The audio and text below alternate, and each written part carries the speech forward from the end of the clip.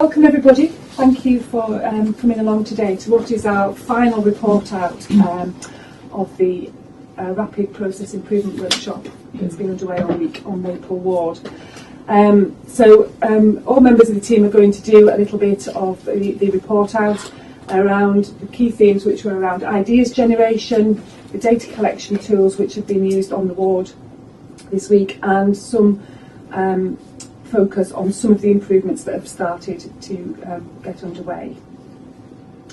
The RPIW team consists of representatives from the ward, from pharmacy, from the physio team, and throughout the week we've had visits from various parts of the trust, including IT, information governance, I can't think of anything else, adult social care as well. Just to stress, this is the start of a process which will go on for 30, 60, 90 days, but will be something that needs to be embedded for forever, basically. Just in terms of giving you the highlight on the rather challenging targets which were set by our sponsor, Helen Ray, at the start of the week, which were around looking at reducing length of stay by 50%, reducing waste by 50%, and looking at how we could improve our workplace and our processes. I'll hand over now to Stephen. Okay, what you're looking at here, my name is Stephen Singleton, I'm one of the workshop leaders, is a value stream map. As you can see from some of the work on the walls and so on, what we started with 6 weeks ago is trying to understand properly the current state of the ward, with a particular emphasis on discharge and how patients were flowing through the ward. The value stream map highlights the fact that we can look at things like each major step, the time of work each major step takes place, and the wait in between time. Looking at it from the patient's perspective, a key issue for us was that the total lead time for the patient to get through in this part simulated and part calculated journey through was 24,475 minutes, or 16 and a bit days through the ward. The actual time the patient spent having something done for them during that period was less than 1% of the time. So hello, I'm Luke and I'm a team member in this process. So as well as looking at numerical data from the ward, we've also been collecting some of our own data, and this is to see how the ward is currently working, to identify areas of waste possibly that are currently going on, and also to act as a baseline that we can use against theorised changes that we were thinking about, as well as hopefully the actual changes that get put in place. So we've used a few just simple, effective methods to do this. So things like taking pictures, counting steps for routes, and I've got a few examples of the spaghetti mapping that we've done of staff actions throughout the ward. So here we've got an OT doing a referral, and an assessment, a single one, I think it's within an hour's time. We've just mapped their movements across the ward. Got a second one here. And this is a pharmacy technician assessing checking three people in an hour period. I think it's important to highlight that these methods, while simple and effective, are not just for this week. They can be used to see how our improvements are actually effective, so we can do them again, see if they've had any effect, and to start new ideas that we've got throughout, and so to hopefully continue this cycle of improvement. My name's Sarah, I'm one of the team leaders. This is the ideas form which generated so much of what we've worked on this week. You can see some around the walls. We've got the current state, so we always started out by thinking about what's happening now. Then we theorised and set up what we hoped would be the future state, and then went further into that, into actually how can we start to put things in place.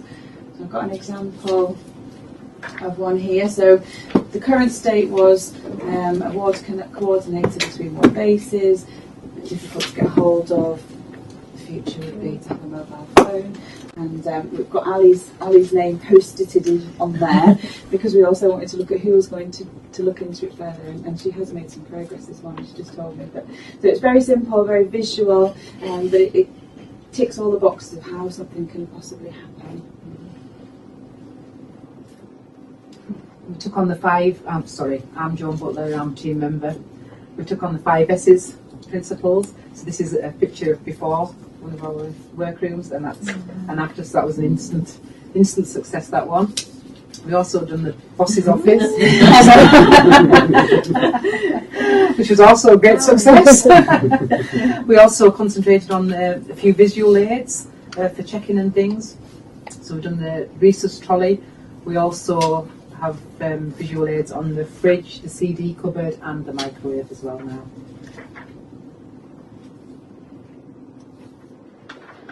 Hello, my name is Jimmy Steele. I'm a team member. Okay, so as part of Claire and I were teamed up on Tuesday. As part of the observations that we made on the ward, the spaghetti diagrams that Luke had mentioned earlier, we partly observed one of the MDT meetings and observed a lot of waste and non-value added activity. And we timed the meeting. It was 60 minutes on the Tuesday. So we planned the changes to take effect using one of these ideas forms. And you can see at the bottom that we've got some 4 or 5 ideas there that changes that we would make. So once we'd done that, we communicated to the staff verbally, some of the staff that we're going to be finishing on the afternoon, so that they wouldn't get to see the email that you see in front of you now that Jane had done to transmit this information to the staff, because the next day was when we were going to implement the changes. So the Wednesday we adopted the new format. The meeting was reduced from 60 minutes to 32 minutes. And when you take into consideration the number of people at the meeting, potentially up to 10, then you can do the maths and work out how much time or wasted time we're saving already. Also, we got the actions recorded and assigned, and those were checked at the PM huddle, so that any actions that were nominated to staff members were checked that they were getting done before the end of the day. On the Thursday, we produced an action plan spreadsheet, and there's a Thursday's one anonymised with all the names of the people who are going to do all these actions, and there's quite a variety of people, the doctors, the nurses, the OTs, all involved with this, and that was to standardise the recording of these actions. We also were attended by an adult social care representative, and because of their involvement with that team, or that meeting, they've decided that they're going to come once a week so that the communication can be better between those teams. That was the Thursday, and we got a guidelines document, which was essentially the email reformatted, and that's now displayed in the MDT meeting so that everybody can see what's expected of them when they go to the meeting. The future, we're looking to try and incorporate real time with John Mackwell's involvement earlier in the week, to see if we can get real time so that the information can be less duplicated and cut out even further waste. And just as an end point, this morning's meeting was 41 minutes long. Even though there were none of the team members from here involved, they assigned somebody to scribe, somebody to record actions, and they were all thrilled to bits that the turnover time between the nursing handovers was down to 1 minute. So it's actually starting to get consolidated. Thanks very much. Hi, I'm Alison Tyndall, a team member, and this is Graham Young. Yeah. We looked at patient safety and how we could release time to care. That was our main aim, wasn't it? Part of this, we looked at our environment and how we were working with.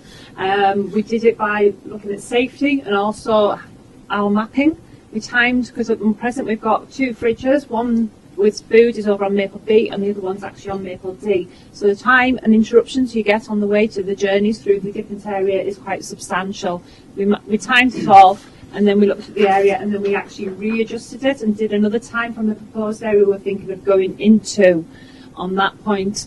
And the savings potentially on releasing time to care with just a change on the floor mat, which we'll explain, can be 59 hours a week, which is quite a substantial amount of saving on that point. We looked at where we're going to put things. The MDT room we're going to adjust at the moment. We've got our surgical site infection nurse in there. She gets disturbed quite regularly, and the flow gets interrupted because people go in and out to see her on that way. So we're going to move her into a room by herself, into a clean utility, because she generates £75 per phone call, and it gives her more and it'll improve patient satisfaction so they can actually have a more conducive information. She's actually saved, looking at saving £30,000. We've changed dressings, we've just audited at that point. So she is very beneficial to us, and we should respect and value her on that point of view. The main concern was infection, wasn't it, for us, and our pharmacy problems and safety with that. So Graham will explain that. So, I was kind of primarily looking at things for the medicine safety hat on, being pharmacy team. And while we were starting to look at these different things on the rooms, quite a few things came apparent to us. So the first thing was, and I think there were some pictures on the wall, a lot of boxes with IV fluids in them in each of the 2 clean utilities on the ward currently. Now, that's against infection control, and we just simply don't have enough physical space or physical clean boxes to put them in out of the cardboard. So we thought that was something that really needs addressing with a priority. Another thing that we found is that, again, on both clean utilities, there isn't an adequate space for preparation of IV medications.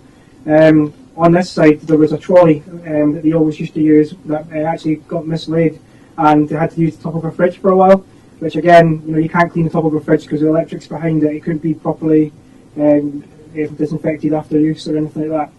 So we really thought that we need to have somewhere that's a lot more robust, bigger, less interruptions and more physical space without getting things on top of each other.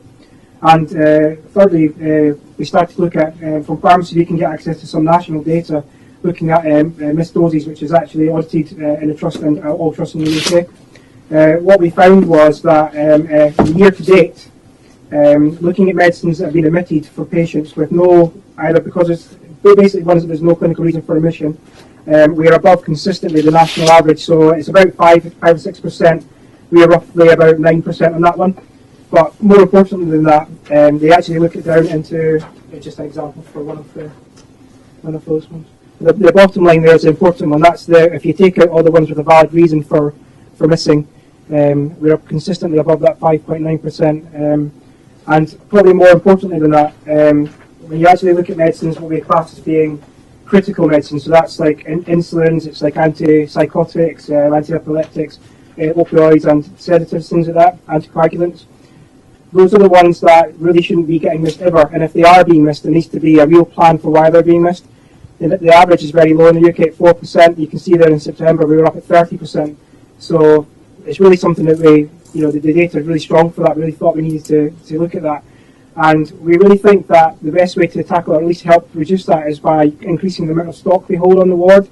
At the moment we've got 2 cupboards. We could really do with a 3rd cupboard if we were having everything together. We could increase the amount of stock we have, a wider range of stock, and that should help with any medicines being missed. Be there, wouldn't it? Yeah. In the new plan. It'll also help us with our controlled drug compliance, because we're missing checks, because we're 2 checks, and with going down to 1 we can save we're looking about an hour 30 we can save on controlled drug check that increases in compliance. The old cupboard can actually go down to each year because they need a controlled drug cupboard, and that'll save £1,000 again for the trust on that point of view. It's actually going down this morning. I think. Yeah. Mm-hmm. And it helps them as well as potentially helping us as well. Releasing time to care, isn't it? We have embraced everybody. It's been very enjoyable having other people actually looking in from another perspective and giving other ideas and valuing the staff's opinions and listening to them as well. So we've appreciated it. Okay,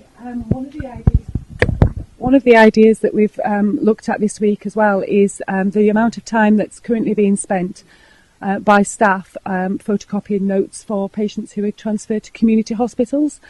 So I've been working on this with Joan, who has a vested interest. She spends a lot of her time at the photocopier at the moment. So what we decided to pilot, and we're currently piloting this with Brampton and Penrith Hospital, is the use of a better transfer form. And Bridie, who's the adult social care manager, identified that there was already a form in existence in A&E, the purple form, which we could use quite effectively without having to reinvent the wheel. So a patient went off to Brampton Hospital yesterday without us photocopying the notes, but with this document filled in, and we're currently waiting for some feedback from them. The idea being that if we can reduce the amount of time We think we can probably save something like 2 to 3 hours a week in photocopying time for the amount of patients who are transferred. The primary motivation was staff time. However, it has come up that there are some associated information governance issues with sharing too much information, which we currently possibly are doing by sending all the full notes. Thank you, Jane. So what we've done is simulated the combination of all of these changes on the pathway for patients with a fractured neck of femur. And there are basically 3 pathways to look at. One is the MAPLE one, which, if you remember, had 17 days roughly. Actually, when you look at the data, the length of stay across the different HRGs varies from 2 to 20 days roughly on the ward. But if we can get rid of all the bottlenecks and use some of that time Ali was talking about, which is saved from not just the MDT, but the photocopying, the et cetera, et cetera, et cetera, we reckon we can get it down to discharge consistently on the 11th day. We had some discussions on the discharge to assess pathway. At the moment, people are going to the community hospitals after assessment, but for continuation of their rehab. Again, we can think without too much difficulty, we can get discharged on the 4th or 5th day to the community hospitals by thinking actually about referral at the moment of admission. And they even go to Penrith where they get the assessment. So the step in the process that was here before becomes something that's discharged to assess. And then finally, this is only simulated because there's been less work done on that one. We've tried to work out which bottlenecks we need to overcome to get people consistently back to West Cumberland Hospital on day 3, basically, in terms of lead time. However, if you map those changes of lead time across the group of 7 patients, you go from, well, whatever it is, that's 171,500 minutes to 67,280 minutes for the same group of patients, which would beat our target because that would be a 60% reduction in lead time overall. So just looking at that in terms of target progress, as I mentioned before, we kicked off looking at different HRGs with a length of stay that's really between 2 and 20 days. On day 1, we'd mapped it for the serious patients as really being 16 or 17 days.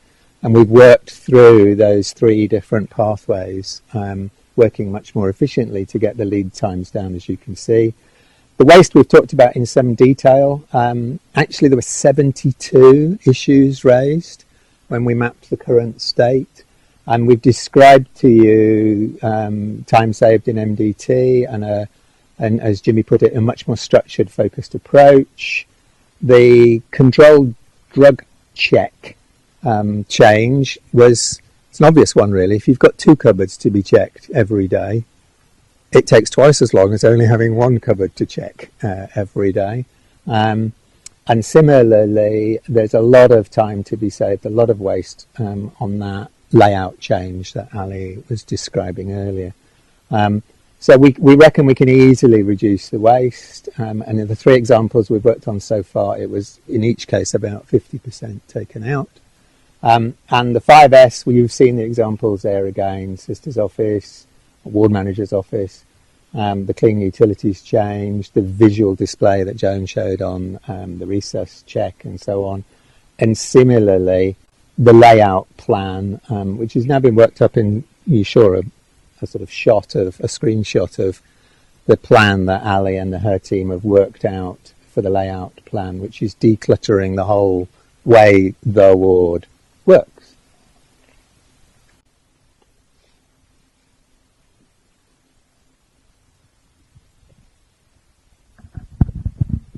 Hello, I'm Nick. I'm one of the team leaders.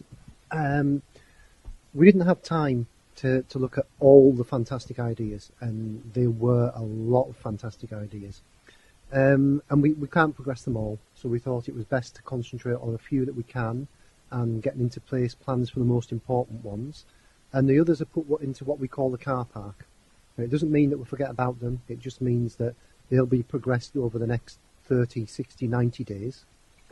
And like, every process can be improved. And that's what we try to, part of our values that we try to instill. And as that, we've learned lessons from this. And the main lessons we've found is that a full range of staff adds value to the process. It's no good having, lots of coal-face staff, and it's no good having lots of managers. You need a full, cohort of staff from all areas of the organisation and outside eyes as well.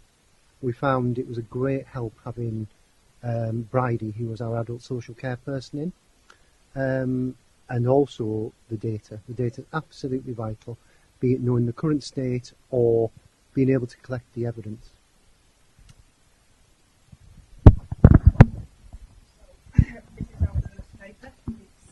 Sorry, I'm Claire, also one of the team members involved. This is our newspaper. It's not the Daily Mirror, but it's maybe the Maple Mirror. I'm sure there's been a lot of time over the week that we've all reflected on how we did things, what we did in the past, what we can change in the future, and it's been a really beneficial. So these are the headliners, we would say, for our newspaper. So the layout of the ward, I think, will have a massive impact on a lot of other elements of the work and the delivery of the things that are even in the car park, as we say. Improving use of real time, that's got to be beneficial, to try and reduce the amount of paperwork, the amount of double duplication that we're all doing. And there was a real enthusiasm to make that happen. I know we've seemed to have talked about real time. I'm sure Helen tears her hair out. So, there's a real commitment now that we can see the value of that and people with the will to want to change that. And then the staff room improvements, we're cracking on with that. And I think, the environment, ideally we would love to be able to facilitate everyone being off the ward for the breaks, but certainly it needed revamped, and that's well on the way to being done. Improving the process around transfers to community hospitals and flow, and again there was a whole lot of elements of all the other ideas that will tie into that, so that sort of captures many of the ideas that we can do to improve that.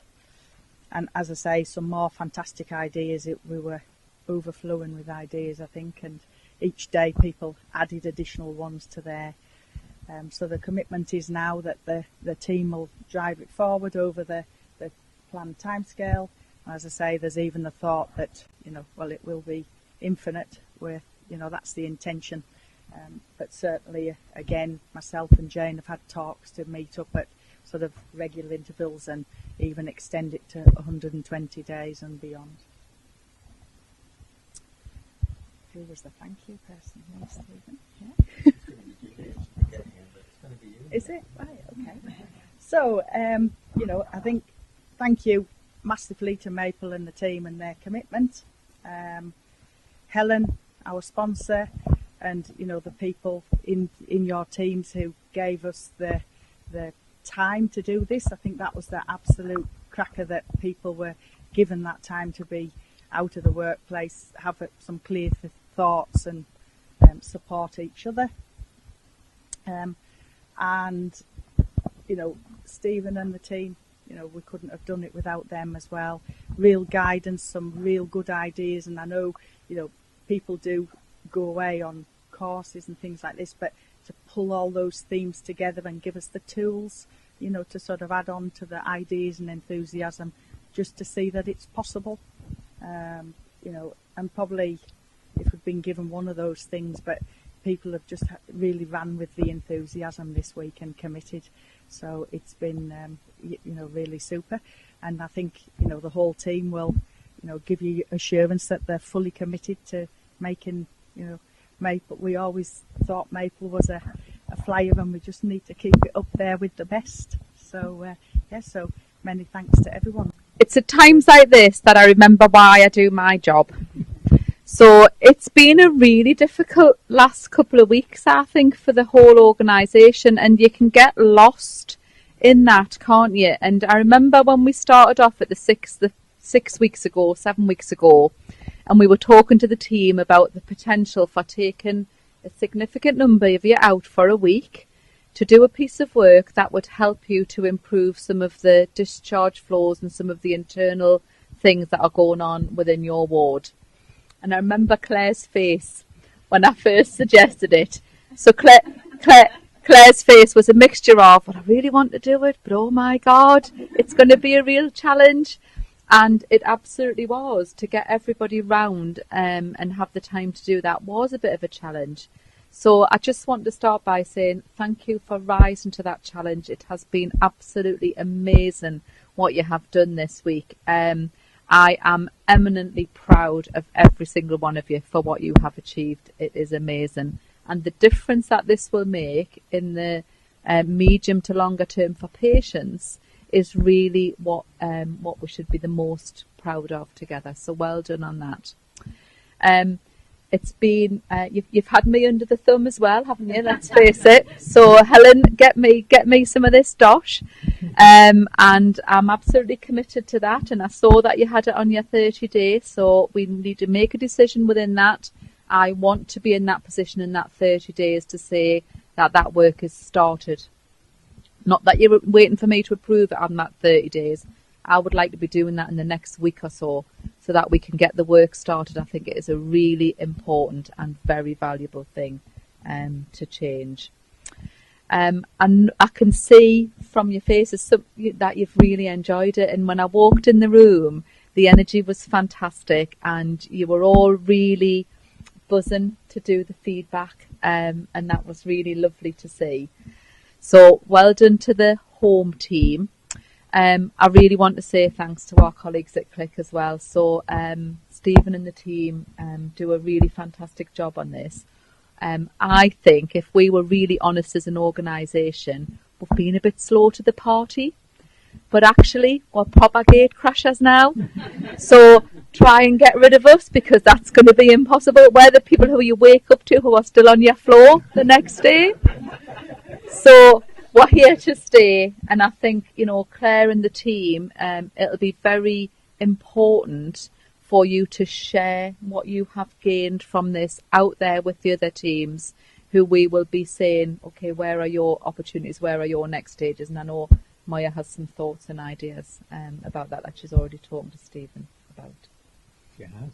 Did you want to say anything, Maya? I was very unhappy because I haven't done it before. Did you want to say something? I suppose from my point of view, I've been through the process. I've worked with Stephen on this for a long time, so I know how important it is, and I know how much you just get out of doing a week of well, it's not a week, but how much you get out of this particular week of improvement work. And one of the things I'm really keen is that the matrons and the chief matrons all have their training, and actually this is part of your core work, because that's what this is, isn't it? And we need to make sure that we just get a movement about improvement within the organisation, because it's so energising, and you just realise actually this is what we're here for. And I think you're right, Helen, this is what we're here for, and the other stuff sometimes just gets in the way a little bit. So well done, and thank you to everybody for the commitment.